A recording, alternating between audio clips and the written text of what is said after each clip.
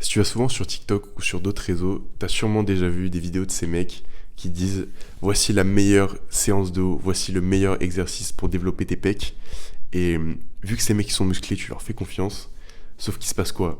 Tu scrolles et quelques vidéos plus loin, t'as un deuxième mec musclé qui te dit voici le meilleur exercice pour développer tes pecs. Sauf que c'est pas le même exercice que le premier mec.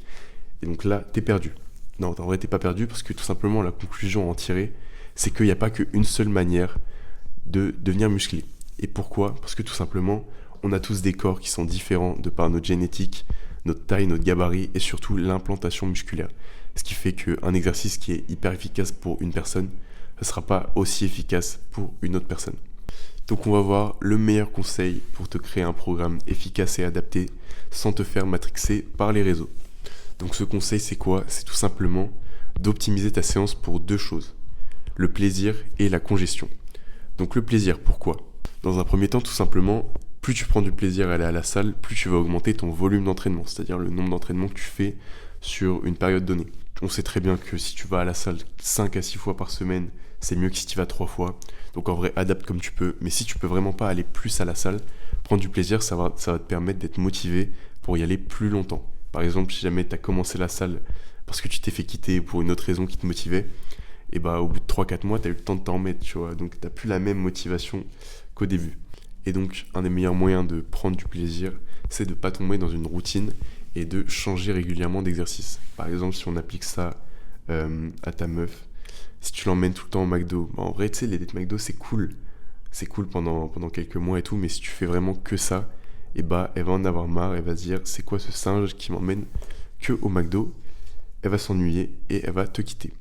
Donc, comment on évite que ta meuf te quitte et on évite que tu n'ailles plus à la salle? Tout simplement en changeant d'exercice. Par exemple, si ça fait 2 mois t'es bloqué sur le bench, va faire du bench aux haltères. Donc ça te permettra de voir aussi quel exercice te donnera la meilleure congestion. La congestion, c'est le point d'après. Donc il faut optimiser ta séance pour le plaisir et la congestion. La congestion, déjà, on va reprendre les bases. La recette de la congestion, c'est 2 ingrédients. C'est l'amplitude de tes mouvements. Donc c'est vraiment étirer la fibre jusqu'au bout. Si par exemple tu fais du bench, de vraiment faire gaffe à ce que la barre elle touche ton torse, pour vraiment étirer ton pec jusqu'au bout. Et le deuxième ingrédient, c'est l'échec musculaire. Par exemple, à la fin de ton exo de bench, genre sur la dernière série, il faut que tu ailles au maximum des reps que tu peux faire.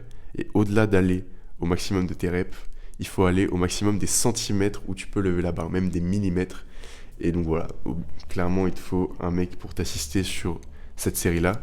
Mais ça va vraiment te permettre de faire exploser tes pecs et d'avoir la meilleure congestion possible. Donc pourquoi la congestion c'est intéressant? C'est intéressant parce que quand tu finis ta séance et que tu vas dans les vestiaires enlever ton t-shirt, tes muscles qui sont plus gros en fonction des exercices que tu viens de faire. Et c'est intéressant parce que tu peux voir à quoi ressemblera ton physique dans le futur. Parce que c'est ça, la congestion, en gros, tes muscles qui sont plus gros sur le moment en fonction des exos que tu viens de faire. Et donc tu vois quel sera ton physique dans 1 mois si tu continues de faire ces exercices.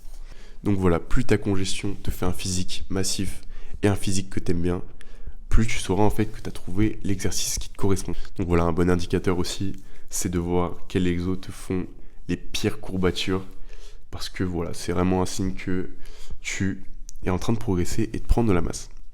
Donc en conclusion, maintenant, tu sais comment te créer un programme qui est efficace et adapté sans te faire matrixer par tout ce qui est dit sur les réseaux. Donc voilà, j'espère que ça t'aura aidé. Merci d'avoir écouté.